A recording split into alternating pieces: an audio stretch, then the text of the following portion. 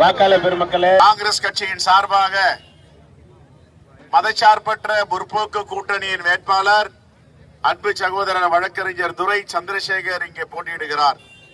5 ஆண்டுகள் சிறப்பாக பணியாற்றியதற்கு மீண்டும் இந்த வாய்ப்பை தலைவர் ராகுல் காந்தி அவர்கள் இவருக்கு வழங்கியிருக்கிறார்கள். நம்முடைய கூட்டணி கட்சியின் தலைவர் அருமை அண்ணன் முத்துவேல் கருணாநிதி ஸ்டாலின் அவர்களை வாழ்த்து பெற்ற வேட்பாளர், தோழமை கட்சி தலைவர்களின் வாழ்த்து பெற்ற வேட்பாளர், ரொம்ப மிக மிக மிக எளிமையான வேட்பாளர், எல்லோரிடமும் மிகவும் நெருங்கி பழகக்கூடியவர், இந்த தொகுதியை சார்ந்தவர், என் அருமை சகோதரர் வழக்கறிஞர் துரை சந்திரசேகர் அவர்களுக்கு உங்களுடைய விலை மதிக்க முடியாத வாக்குகளை கை சின்னத்தில் வாக்களியுங்கள் வாக்களியுங்கள் என்று கேட்டுக் கொள்கிறோம். 1000 ரூபாய் தருவோம் என்று சொன்னார், தந்திருக்கிறார், அதை நிரூபித்து காட்டியிருக்கிறார். கொடுத்த தேர்தல் வாக்குறுதியை காப்பாற்றி இருக்கிறார். மாநகர பேருந்தில் விடியல் பயணம், கட்டணமில்லா பயணம் நீங்கள் மேற்கொள்ளலாம் என்று வாக்குறுதி அளித்தார். அதையும் பொறுப்பேற்று முதல் கையெழுத்தில தாய்மார்கள் எல்லாம் கட்டணமில்லா பயணத்தை மேற்கொள்ளலாம் என்று நடைமுறைப்படுத்தினார். நம்முடைய பெண் பிள்ளைகள் பட்டாதாரி ஆக முடியவில்லை, நம்முடைய ஆண் பிள்ளைகள் பட்டாதாரி ஆக முடியவில்லை, பள்ளிக்கூடத்தோடு நின்று விடுகிறார்கள். அனைவரையும் BCom, BL, BA, BSc, BEd படிக்க வைக்க வேண்டும். எதற்காக இவர்கள் பட்டப்படிப்பை முடிக்க முடியவில்லை என்று ஆய்வு செய்து பெண்களுக்கு புதுமை பெண் என்ற திட்டமும், ஆண் பிள்ளைகளுக்கு தவமாய் தவமருந்து பெற்ற தவ புதல்வன் என்ற திட்டமும் கொண்டு வந்தார். அந்த திட்டத்தில கல்லூரி படிப்பு முடிப்பதற்கு 36 மாதங்கள் ஆகும். 3 வருடங்கள். 3 வருடங்களுக்கும் மாதம் 1000 ரூபாய் தருவேன் என்று தந்து காட்டினார். 75 விழுக்காடுக்கு மேல் இப்பொழுது பட்டாதாரி ஆகி இருக்கிறார்கள். கற்றறிவு பெற்ற மாநிலமாக தமிழ்நாட்டை மாற்றி இருக்கிறார். பெருந்தலைவர் காமராஜர் மதிய உணவு திட்டத்தை கொண்டு வந்தார். முத்துவேல் கருணாநிதி ஸ்டாலின் என்கிற இரும்பு மனிதர் காலை உணவு திட்டத்தை உலகத்திலே முதல் முறையாக தமிழ்நாட்டிலே நடைமுறைப்படுத்தினார். காலை உணவு திட்டம் கொண்டு வந்தவுடன் மேலை நாடுகள், குறிப்பாக கனடா, ஆஸ்திரேலியா போன்ற நாடுகள் எல்லாம் இங்கே ஆய்வு செய்து எங்களுடைய நாட்டில் இது போன்ற திட்டங்களை நாங்கள் நடைமுறைப்படுத்துவோம் என்று நடைமுறைப்படுத்தினார்கள். காங்கிரஸ் ஆட்சி செய்யும் தெலுங்கானா மாநிலத்தில் இருந்து அதிகாரிகள் எல்லாம் தலைமைச் செயலாளர், நம்முடைய தலைமைச் செயலாளர் முருகானந்தத்தை சந்தித்து இந்த திட்டத்தை எப்படி நீங்கள் அமல்படுத்தினீர்கள், இதற்கு எவ்வளவு பொருட்செலவாகும், இதற்கு எங்கிருந்து நீங்கள் சென்ட்ரலைஸ்டு கிச்சன் அமைக்கிறீர்கள், எப்படி இந்த உணவை மாணவர்களுக்கு பரிமாறுகிறீர்கள் என்றெல்லாம் 1 மாதம் இங்கே இருந்து பயிற்சி எடுத்து தெலுங்கானாவில் மற்ற மாநிலங்களில் நடைமுறைப்படுத்தினார்கள். இன்று பொருளாதாரத்தில் மிகவும் பின்தங்கிய மாநிலமாக இருந்தது.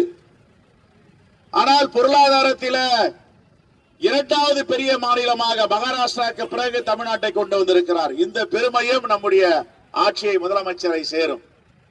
சிறு குறு மற்றும் நடுத்தர தொழில்கள் ரோட்டுக்கு வந்துவிட்டன.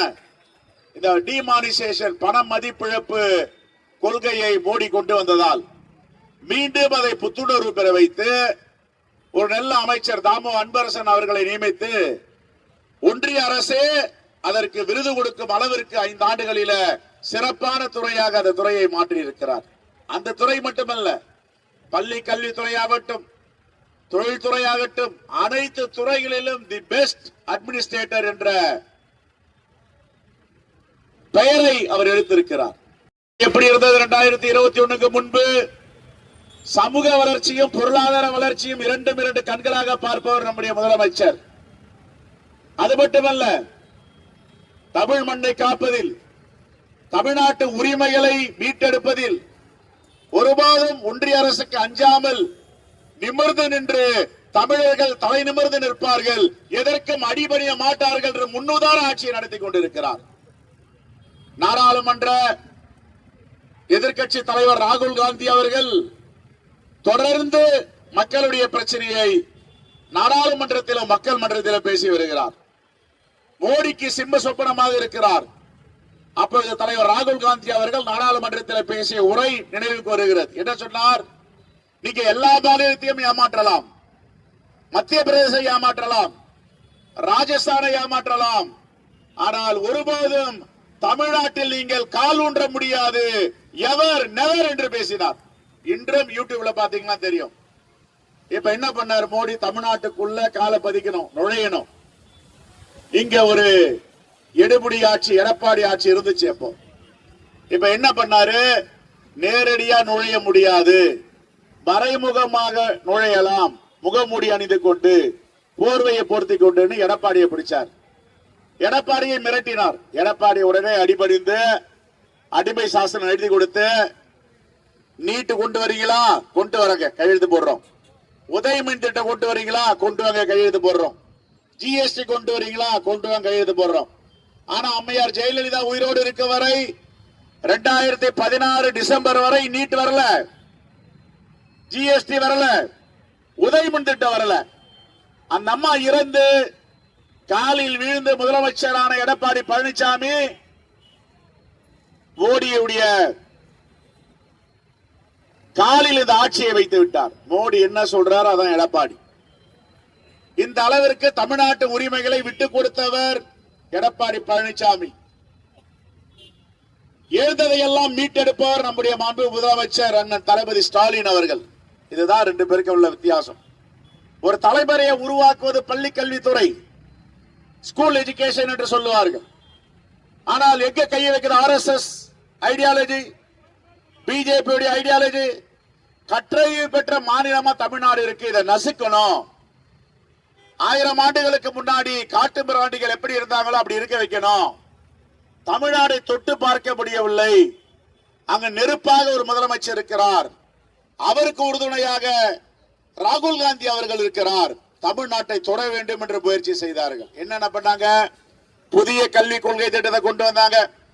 புதிய கல்விக் கொள்கை திட்டம் என்ன சொல்லுது? 3 தலைமுறைக்கு முன்னாடி, 5 தலைமுறைக்கு முன்னாடி என்னுடைய பாட்டன், என்னுடைய முப்பாட்டன் எந்த தொழிலை செஞ்சாரோ அந்த தொழிலை நீ செய்யணும் சொல்லுது. பயிற்சி எடுக்கணும். அது கருமானா இருந்தா கருமானா இருக்கணும், தச்சரா இருந்தா தச்சரா இருக்கணும், ரோடு பெருக்கிட்டு இருந்தா ரோடு பெருக்கிட்டு இருக்கணும், கொல்லரா இருந்தா கொல்லரா இருக்கணும், மேஸ்திரி வேலை செஞ்சா மேஸ்திரி வேலை செய்யணும். அது ஒரு பாடத்திட்டம், ஒரு காலமே இருக்கு. முதலமைச்சர் நம்முடைய முதலமைச்சர் அவரை அசைக்கும் பார்க்க முடியவில்லை, ஆட்டியும் பார்க்க முடியவில்லை. இரும்பு மனிதராக மீண்டும் எழுந்தார். சமக்ரா சிக்ஷா அபியான், பள்ளி கல்வித்துறைக்கு கொடுக்கின்ற 2800 கோடி ரூபாயை நீ கொடுக்கவில்லை என்றால் பரவாயில்லை, நீ இன்னும் 10,000 கோடி கொடுத்தாலும் நான் என்னுடைய மக்களை தலைகுனிய விட மாட்டேன், தமிழ்நாட்டை தலைநிமிர செய்வேன் என்று அந்த நிதி வேண்டாம் என்று தூக்கி எறிந்தார். இதுதான் ஒரு நிர்வாகம், தி குட் கவர்னன்ஸ் சொல்வார்கள். ஒரு ஆளுமை மிக்க ஒரு அரசாங்கம் நடந்து கொண்டிருந்தது.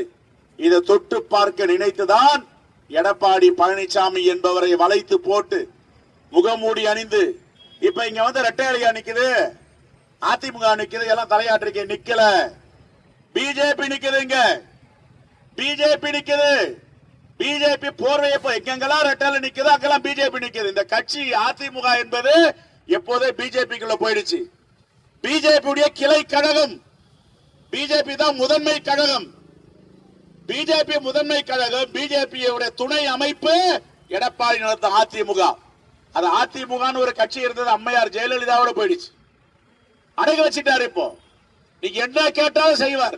ஏங்க கேஸ் விலை 60 ரூபாய் ஏறி போச்சு, சிலிண்டர் தட்டுப்பாடு, அகதிகள் மாறி போர் நடந்த நாடு மாதிரி நம்முடைய மக்கள் எல்லாம் சிலிண்டர் தூக்கி பெரியவர்களும் இளைஞர்களும் தாய்மார்களும் ரோட்ல சுத்திட்டு இருக்காங்க. நாங்கெல்லாம் போராட்டம் பண்றோம், திமுக போராட்டம் பண்ணிடுச்சு, காங்கிரஸ் போராட்டம் பண்ண, நாடே கொட்டுச்சு, நாடே வெகிட்டு எழுந்தது. இது என்ன போர் களமாடா இது, நாங்க கேஸ் சிலிண்டரை தேக்கி சுத்திட்டு இருக்கோமே. ஆனா எடப்பாடி பழனிசாமி ஒரு வார்த்தை கண்டிச்சிருப்பாரா? கண்டிக்கலன்னா பரவாயில்ல, பயம் அச்சம் அவருக்கு. ஒரு வார்த்தை கோரிக்கை, மோடிஜி அவர்களே, எங்க தமிழ்நாட்டு மக்கள் எல்லாம் வேதனைப்படுறாங்க, கொஞ்சம் கேஸ் அனுப்புங்க, சிரமப்படுறாங்க, டீ குடிக்க முடியல, டீ கடையில இட்லி வாங்கி சாப்பிட முடியல, எங்க தாய்மார்கள் சிரமப்படுறாங்க, குழந்தைங்க எல்லாம் பட்டினியா இருக்குன்னு ஒரு வார்த்தை கேட்டால் மோடிஜி கோபித்துக் கொள்ளுவார். வழக்குகள் இருக்கின்றன, வம்புகள் இருக்கின்றன. அங்க பாருங்க அந்த கூட்டணி கட்சி தலைவர்லாம், டிடிவி தினகரன் அவர்கள் ஏற்கனவே திகார் சிறையில மோடியால் அமித்ஷாவால் அடைக்கப்பட்டவர். அந்த வழக்கு நிலுவையில் இருக்கு. பயந்து போய் அங்க இருக்காரு. ஒருத்தர் இருக்கார், வீரவசனம் பேசிட்டு, அவர் பேர் தான் அன்புமணி ராமதாஸ். அவர் மேல மெடிக்கல் காலேஜ் வழக்கு இருக்கு, அங்க நடிகை போயிருக்கார். எடப்பாடி பழனிசாமியில ஹைவேஸ் நெடுஞ்சாலை ஊழல்கள் உச்ச நீதிமன்றத்தில் இன்னும் நிலுவையில் இருக்கு. அவர் சம்பந்தி பேர்ல அதை வச்சு மிரட்டுறாங்க, அங்க போயிருக்கார். அங்க இருக்கிற தலைவர் எல்லாம் வழக்குக்கு பயந்து நடுங்கி அங்க அடைக்கலம் புகுந்தவர்கள். இங்க பாருங்க, எங்க இடத்துல தலைவர் ராகுல் காந்தி இந்தியாவை தலைநிமிர வைக்க வேண்டும் என்று போராடுகின்ற போராளி இந்த கூட்டணியில் இருக்கார். 84 வயதாகின்ற மல்லிகார்ஜுன கார்கே இன்று உடல்நிலை சரியில்லை என்றாலும் தமிழ்நாட்டை பற்றி சிந்தித்துக் கொண்டிருக்கின்ற அன்னை சோனியா காந்தி, பிரியங்கா காந்தி, பிரேமலதா விஜயகாந்த், திருமாவளவன், கம்யூனிஸ்ட் பார்ட்டியோட சண்முகம், இன்னொரு சிபிஐ வீரபாண்டியன், மறுமலர்ச்சி திராவிட முன்னேற்ற கழகத்தின் வைகோ, மக்கள் நீதி மையத்தின் கமலஹாசன், இன்னும் இஸ்லாமிய கட்சிகள் லைனா சொல்லிட்டே போலாம். எங்க கிட்ட இருக்கிறவங்க எல்லாம் தமிழ்நாட்டை தலைநிமிர வைக்க வேண்டும், தமிழ்நாட்டு மக்களுக்காக குரல் கொடுக்கின்ற போராடுகின்ற 1000 மோடிகள் வந்தாலும் எதிர்த்து அரசியல் செய்கின்ற தலைவர்கள். உங்கள் பின்னால் உங்களுடைய வழக்குகளுக்கு பயந்து அஞ்சி நடுங்கி ஒளிந்து கொண்டிருப்பவர்கள் போகிறார்கள். இவர்களா தமிழ்நாட்டு மக்களுக்காக குரல் கொடுக்க போகிறார்கள்? என் தாய்மார்களே, பெரியோர்களே, 2021ஆம் ஆண்டு நம்முடைய முதலமைச்சர் அண்ணன் தளபதி ஸ்டாலின் அவர்கள் என்னென்ன வாக்குறுதி கொடுத்தாரோ எல்லாவற்றையும் நிறைவேற்றி விட்டு நாங்கள் இங்கே வந்து நிற்க வேட்பாளர் கை சின்னத்தில் வாக்களிக்கிறது. இப்போதும் தேர்தல் வாக்குறுதி கொடுத்திருக்கிறார். மகளிர் உரிமை தொகை 1000 ரூபாய் 2000 ரூபாயாக கொடுப்போம். கை சின்னத்தில் வாக்களித்து துரை சந்திரசேகர் வெற்றி பெற்று முத்தமிழறிஞர் முதல்வரின் தவ புதல்வன் முத்துவேல் கருணாநிதி ஸ்டாலின் என்கிற இரும்பு மனிதர் முதலமைச்சராக வந்தால் 2000 ரூபாய் மாதம் மாதம். தாய்மார்களுக்கு இந்த வெயில் காலத்துல பிரிட்ஜ் வாங்கணும், வெயில் காலத்துல மிக்சி வாங்கணும், பொருட்கள் வாங்கணும். உடனே என்ன பண்ணார்? 8000 ரூபாய் கூப்பன் தரேன். பொங்கலுக்கு பொங்கல் பரிசு 3000 கொடுத்தார். 1000 ரூபாய் மகளிர் உரிமை தொகை போடுறது கண்ணை உறுத்திட்டு இருந்தது மோடிக்கு எடப்பாடிக்கும். கூட்டா சேர்ந்து உச்ச நீதிமன்றத்தில் சுப்ரீம் கோர்ட்டுக்கு போனாங்க ஸ்டே வாங்கலான்னு. இதை கண்டுபிடித்த முதலமைச்சர் எல்லா விஷயத்திலும் எப்படி சாதுரியமா திறமையா குட் கவர்னன்ஸ் சொல்லுவாங்கல்ல, ஆட்சி நடத்துற அப்படி உச்ச நீதிமன்றத்தில் திங்கட்கிழமை போயிட்டு ஸ்டே வாங்க போறீங்களா? ஞாயிற்றுக்கிழமை விடுமுறை, சனிக்கிழமை விடுமுறை, வெள்ளிக்கிழமை எல்லாருக்கும் வர வச்சுட்டார். 5000 3000 பொங்கல் பரிசு, 5000 ரூபாய் மகளிர் உரிமை தொகையுடைய முன்பணம் தேர்தல் நேரங்களில் கொடுக்க விட மாட்டார்கள் என்று ஆட்சிக்கு வந்தால் 8000 ரூபாய் கூப்பன், 2000 ரூபாய் மாதம் மாதம் மகளிர் உரிமை தொகை.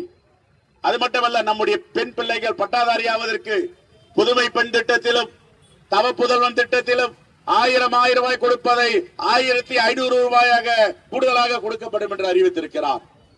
ஓல்ட் ஏஜ் பென்ஷன், மாற்றுத்திறனாளிகளுடைய உதவித்தொகை, ஆதரவற்ற பெண்களுடைய உதவித்தொகை 1500 ரூபாய் கொடுப்பதை 2000 ரூபாய் கொடுப்பேன் என்று உயர்த்தியிருக்கிறார். என் அருமை தாய்மார்களே, பெரியோர்களே, பாசிச சக்திகள், மதவாத சக்திகள் தமிழ்நாட்டில கால் ஊன்ற துடித்துக் கொண்டிருக்கின்றன. அதிமுக என்ற போர்வையை போர்த்தி கொண்டு பொன்னேரியில நிற்கிறார்கள். அவர்களை நீங்கள் ஒருபோதும் அனுமதிக்க கூடாது. 90 விழுக்காடு வாக்குகளும் இந்த நல்லாட்சிக்கு முத்துவேல் கருணாநிதி ஸ்டாலின் என்ற இரும மனிதருக்காக நாங்கள் வாக்களிக்கிறோம். இந்த தேசத்தை பாதுகாக்க போராடி கொண்டிருக்கின்ற ராகுல் காந்திக்காக நாங்கள் வாக்களிக்கிறோம் என்று தோழமை கட்சி தலைவர்கள் சார்பாக நான் கேட்டுக்கொள்கிறேன். உங்களுடைய பொன்னான முத்தான வாக்குகளை, விலை மதிக்க முடியாத வாக்குகளை நீங்கள் ஒரு வாக்குகளும் கை சின்னத்தில் அளிக்கும் பொழுது செஞ்சார்ஜ் கோட்டையில முத்துவேல் கருணாநிதி ஸ்டாலின் என்ற மாபெரும் மனிதர் முதலமைச்சர் என்று ஒழிக்க வேண்டும். ஆகவே இதை ஏற்பாடு செய்த எங்களுடைய மாவட்ட தலைவர் எதிர்ப்பலை எடப்பாடி பழனிசாமி தலைவர் ராகுல் காந்தி ஆதரவு அலை இருக்கிறது. மீண்டும் 2 நாளில் தலைவர் ராகுல் காந்தி அவர்கள் தமிழ்நாட்டில் பிரச்சாரம் செய்வதற்கு நம்முடைய மாண்பு முதலமைச்சரோடு சேர்ந்து பிரச்சாரம் செய்வதற்கு திட்டமிட்டிருக்கிறோம். இன்னும் ஓரிரு நாட்களில் நிகழ்ச்சி நிரலை அறிவிப்போம். தேங்க்யூ. பொன்னேரி தொகுதியில் பெருவாரியான வாக்கு வித்தியாசத்தில் எங்களுடைய காங்கிரஸ் சட்டமன்ற உறுப்பினர் வேட்பாளர் வெற்றி பெறுவார். இங்கே எதிர்ப்பு அலை ஒரு பக்கம், ஆதரவு அலை ஒரு பக்கம்.